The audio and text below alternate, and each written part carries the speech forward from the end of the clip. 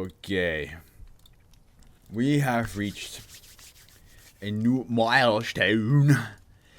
We have reached a new milestone, people. We have it. We have done it. Another 100 down the books. We are starting with the 2200s today. This is a big time. Every 100 counts. Every 1000 counts even more. Oh, hold on. I'm getting...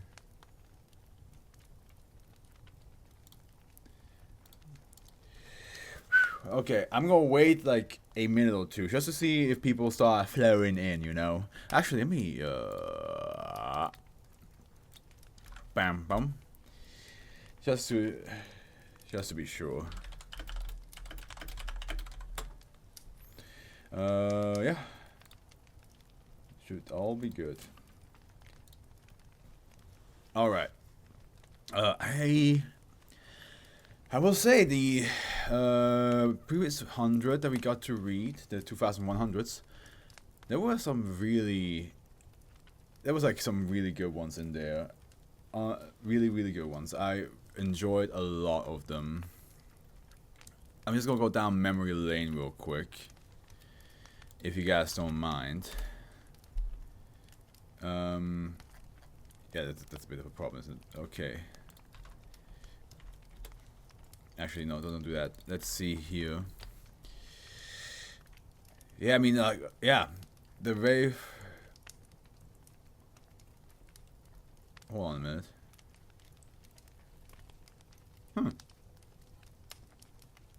What? Hold on. What is this? I have two of the same ones. Why? Why do I have a draft version and the, okay, that's something I have to going down memory lane and I immediately see like some sort of mistake. I'm like, what the fuck is this?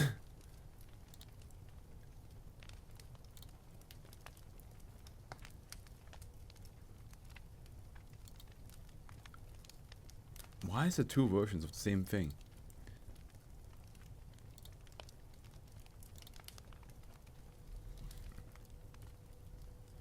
That's odd.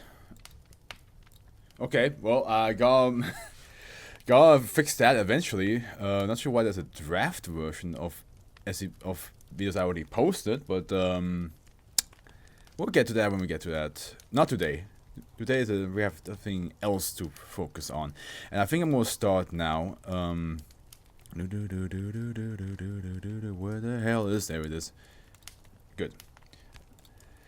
Alright, I think we will start reading it. From what I understand from Howard, that he sent me a message on Discord. It's gonna be a shorter one today, which, you know, Sunday being a shorter one is always a good time. That means I can put a lot of energy into it and then immediately knock out on that bed right there. But okay, let's get started. We postponed for like 3 minutes already. I already checked who wrote this one. It's Pepper's Ghost, the same person who wrote the phone calls from Mom from yesterday. An SCP that I really got into.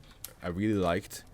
Pepper's Ghost in general, their SCPs are either batshit insane, because like I said, they also made the puppet machine, the puppy machine, not the puppet, the puppy machine, the crew of the HMS Wintersheimer, online friend. They did a lot of very Laugh is Fun. These are all very good SCPs, and they're all very creative. They all take like, most of them take something that is like seen as normal, black cotton candy as well, something that's seen as normal and gives them like a cruel twist to them in a way. Even the Battle Flight and Modern Mouth, a lot of very good ones.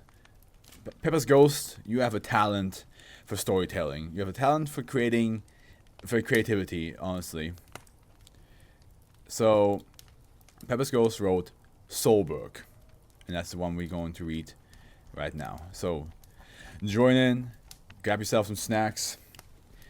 For people watching on Twitch, grab yourself some snacks and a drink. For people on YouTube, probably the same, but I don't think it's going to be as long for you guys. Here we go. Alright, let's get started. Object class Keter, special containment procedures. The current instance of -2 is to be kept in a standard humanoid containment chamber at Bio. Just making sure that the audio is all good. Yes, we're good. At Biosite 59, to prevent the relocation of -1, a minimum of 5 armed security personnel must escort -2 to termination chamber T28 once a month to assist in routine declass cycling. In the event -2 relocates, Mobile Task Force Epsilon 30 Blade Filters is to be deployed to seek out and contain a new -2 instance. The area of land encompassing -3 has been designated Site 502, with Foundation faculty members living as residents in the town proper. As -3 is populated by anomalous individuals, faculty may acknowledge the existence of anomalous activity in general, but are not to divulge details on any SCP object besides SCP-2200. Each staff member living on site is to submit a weekly report detailing their experience and interactions. Oh, weekly reports. I'm doing weekly readings. That's a lot easier. I say that, but I also on Reddit I do like twice a week. I do like little mini story reports on the SCPs I already read. So it's not that tough to do. It's not that tough to do. For all intents and purposes, -3 is to remain an autonomous community with minimal political and social interference by the Foundation. Additional intervention may be ordered by the presiding on-site staff lead at their discretion. As a number of inert instances are already in storage for testing and archival purposes, additional inert -4 are to be collected and melted down for use in funding Foundation activities. Okay, so we can use this to fund ourselves. Interesting. And there's a lot of aspects. There's a lot of parts that create this SCP. At least 4 that we know of. Potentially 5. Here we go. SCP description. SCP-2200 is the collective designation of several interrelated anomalous phenomena. Okay, and we heard of 4, so let's see what -1 is. -1 is a sword, 80 centimeters in length, composed of an alloy of silver and copper, estimated to have been constructed between 1000 and 500 BCE. -1 is luminescent, giving off blue light at a level of brightness directly proportional to the number of -4. Subjects, -4 subjects residing in -3. Okay, so looks like -4 there's more than just one, and -3 seems to be a location, maybe. Similarly, increased numbers of -4 subjects reverses deterioration caused by -1's age, making it a more effective weapon. Let me read that again. Similarly, increased numbers of -4 subjects reverses deterioration caused by -1's age, making it a more effective weapon. So is it saying that like the more -4 there are, the less old the soul becomes? Increased numbers of -4 subjects reverses deterioration caused by -1's age. Well, let's keep on reading. Let's keep on going. -2 refers to the human individual who is currently bonded with -1. -2 subjects cannot separate themselves from -1, and any attempt to forcefully move it from the subject grasp will result in the immediate death of the subject. Similarly, surgical removal of the hand or arm bonded to -1 will also result in death. When an -2 instance dies, -1 anomalously relocates into the hand of another individual and instantly bonds with them. So basically like a very, very high fatal Excalibur. You are the chosen one. You shall wield me now. Wow. How? Can I let go? Because I need to eat. No. Never. Don't let go of me. If you value your life.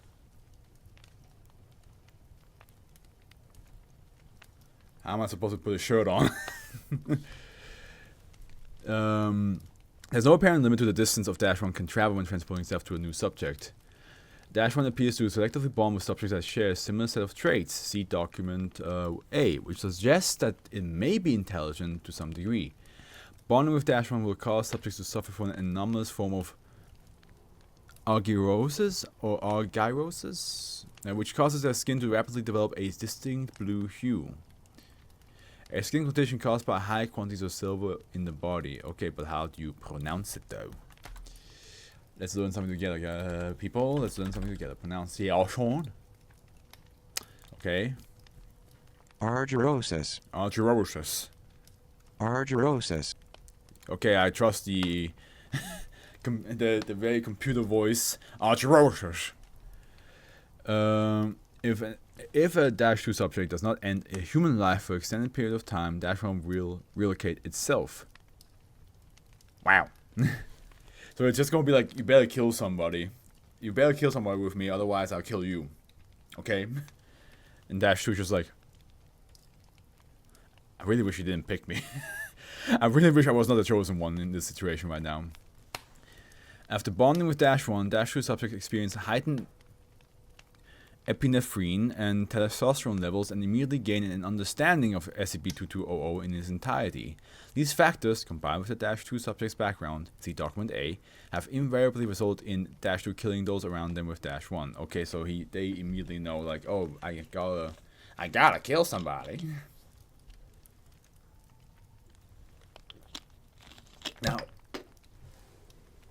Now I'm wondering if -1 picks people who are more willing or less willing to do so. That is the question, isn't it? -3 is a 50-kilometer square area of land located in. Whenever a person is killed by -1, a likeness of the individual formed out of anomalous silver-based alloy, -4, will appear in -3. Despite being made of inorganic material, instances of -4 are fully animate and capable of vocalization. Interviews have shown that -4 instances share the personality and memories of the victim they resemble. Okay, so here again, similarly increased numbers of -4 subjects reverses deterioration caused by -1's age, making it more effective. Still not sure what that means. Because of their metallic composition, -4 cease aging after their conversion and are resistant to physical damage. -4 do not need to eat, drink, or sleep in order to sustain themselves, but may perform these actions if they so choose. Okay, so that might be what this means. Increased numbers of -4 subject reverses deterioration caused by -1's age, making it a more effective weapon. That sentence still doesn't fully make sense to me. I might just be stupid, which is not a surprise, but, you know, it just doesn't fully make sense to me, so. Instances of -4 that leave -3 cease animation upon setting foot outside the designated 50-kilometer square space. -4 instances seem to be innately aware of the dimensions of the safe area, and that leave remain permanently inert and cannot be restored by being returned to -3. Okay, so even if you push them back in there, they're just forever frozen. Petrified. Document A. Characteristics shared by -2 subjects between 15 and 45 years of age. Don't give a 15-year-old a sword that transforms people into into metal version of themselves. Don't do that. Physically active. Strong fear of death. Strong fear of death. Interesting. So maybe the sword makes them think the people around them are trying to get them. And that's why they're like, "Yup! Stay away," and then just commit mass murder. Well, it's not. They are killed, but then they're kind of like being I assume the metallic version of themselves are not fully themselves. Like maybe it's like the soul. I mean, it is called Soulbergn, right? So I wonder if it's like soul being solidified into metal. Negative view of what happens after death. Psychological/emotional instability.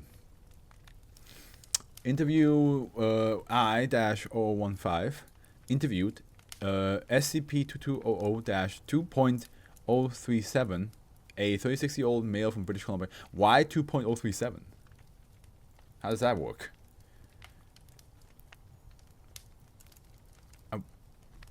Like did... Or maybe, okay, maybe it's like the 37th one. Like it's one of the -2s, but it's the 2.37, like it's in like 37th. Who knows? Because otherwise it does not make sense. Interviewer Dr. Stems. Forward interview was conducted on 2 days after -2.037 was detained. All right, we're going to run through this one more time for the records.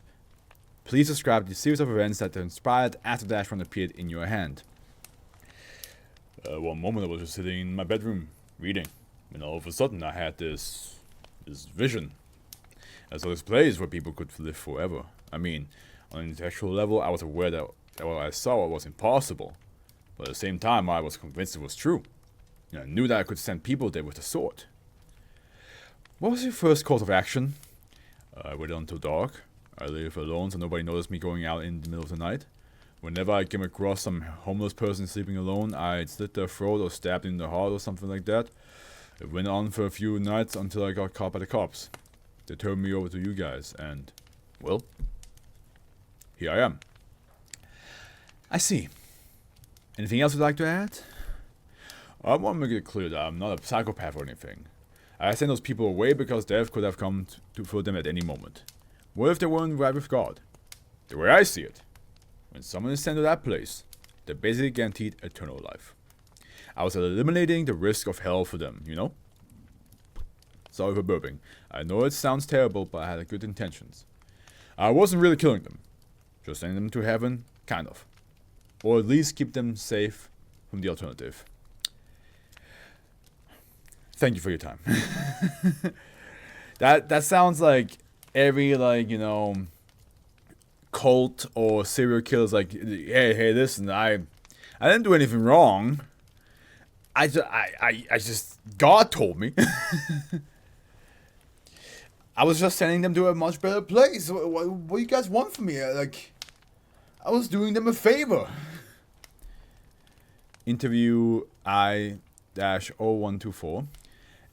Interviewed SCP 2200-2.082, a 29-year-old female from Washington, USA. I do think these are supposed to be the number of chosen ones of wielder of the sword.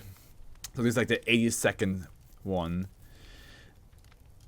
Which doesn't that mean that, like, in that very moment they're having the sword in their hand because they're still alive? Because otherwise it wouldn't make sense, right? Like, because if the sword leaves, they die. A 29-year-old female from Washington, USA. Interviewer researcher Iwataki. Interview was conducted on 3 weeks after -2.082 was detained. Okay, we're going to be recording this time. If you're ready, please describe the series of events that transpired after -1 appeared in your hand. I immediately knew that my life was pretty much over. I knew that I couldn't let go of the sword, ever. All my plans for life, my career, my family, all of it was gone. But at the same time, I guess I thought I had an opportunity. Were you happy with the situation? No, God, no. I would have given anything to stop what happened. So why did you do it? Don't judge me. Not for a second. What would you do if you could keep your loved ones alive forever? My sister died when she was 6. How could I be sure that my kids wouldn't die young too? 20 seconds pause. I may have saved them, but I hated doing it. It destroyed me. Honestly, after I finished with my family, saving strangers felt like a walk in the park in comparison. God, I still can't believe any of this happened. I'm surprised the police didn't just shoot me on the spot. That's what usually happens. Makes things much more difficult for us. If you see my family, please tell them I'm sorry. I'll pass that on. Thank you for your cooperation. I know these past few weeks haven't been easy for you. It is kind of fucked that, like, the end, if you think about it, the sword convinces you that doing this is a good idea. To kill people so that they're eternally alive in a 50-kilometer square area. With this guy, he's saying, like, hey, I prevented hell for them. And with her, she's saying, I was not sure if my family or if my children would die in a non-brutal manner. Or young, you know? So why not keep them away from that danger? That's all the sword's manipulation on them. Making them think this is a good idea. And not only that, but like if you don't do it, then the sword just flies off your hand and then you die because you decide not to do anything. Which either way, this sucks. Like either you just die by yourself, or you go on a killing spree, making people immortal. But you don't go to join them, do you? Like you make them immortal, but then you're gone. You're gone. So it doesn't really matter if you save your family from potential death, potential brutal deaths.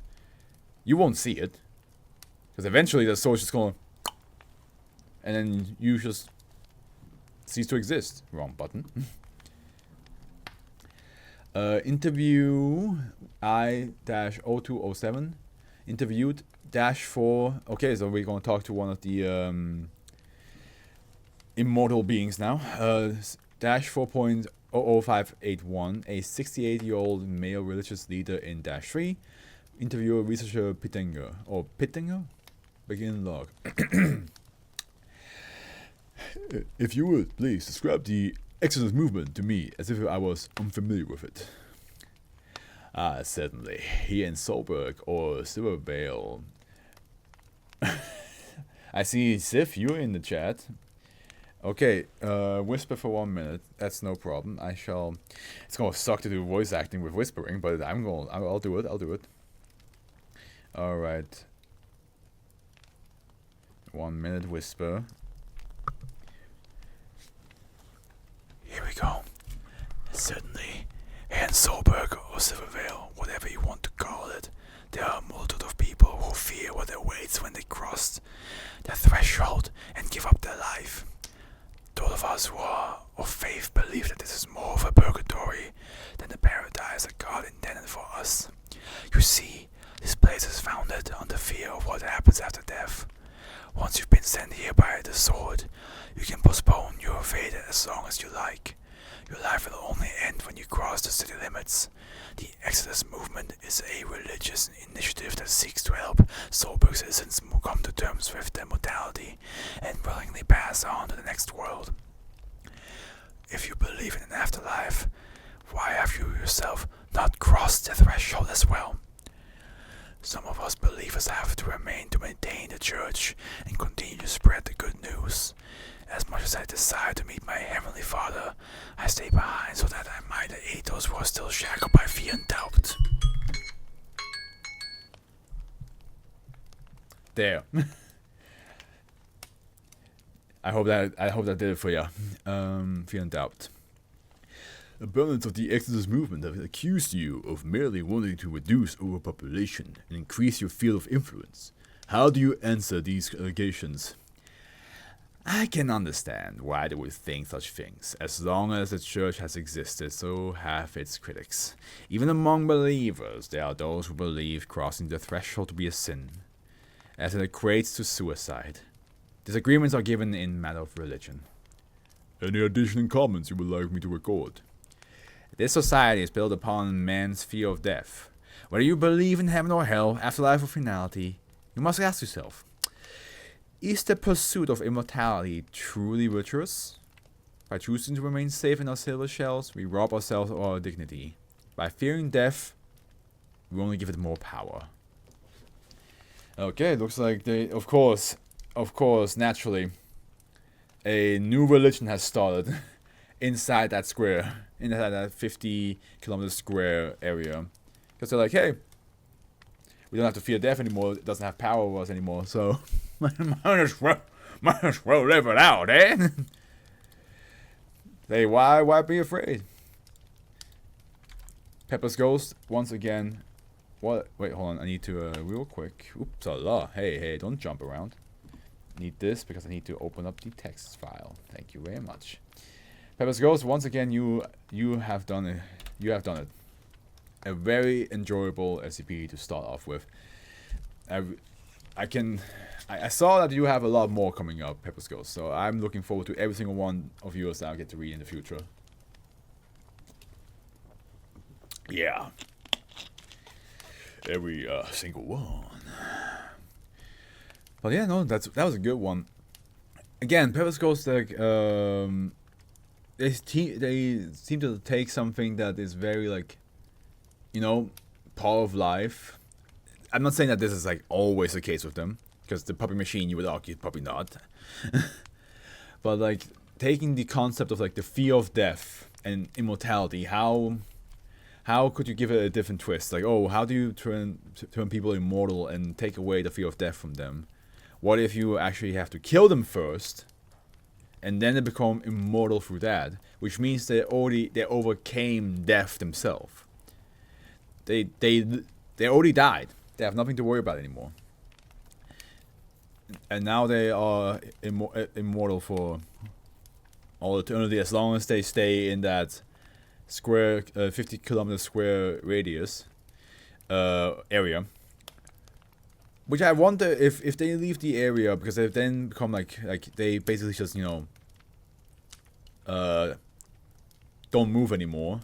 Makes me wonder if that means that the soul is now completely gone, or if there's just the body itself shut down, but like the soul in that metallic body is still alive. It's just that they don't have any movement anymore. I assume it's the first. It's like they move out, the soul leaves the body, and that's when it petrifies itself. I assume. That's my assumption.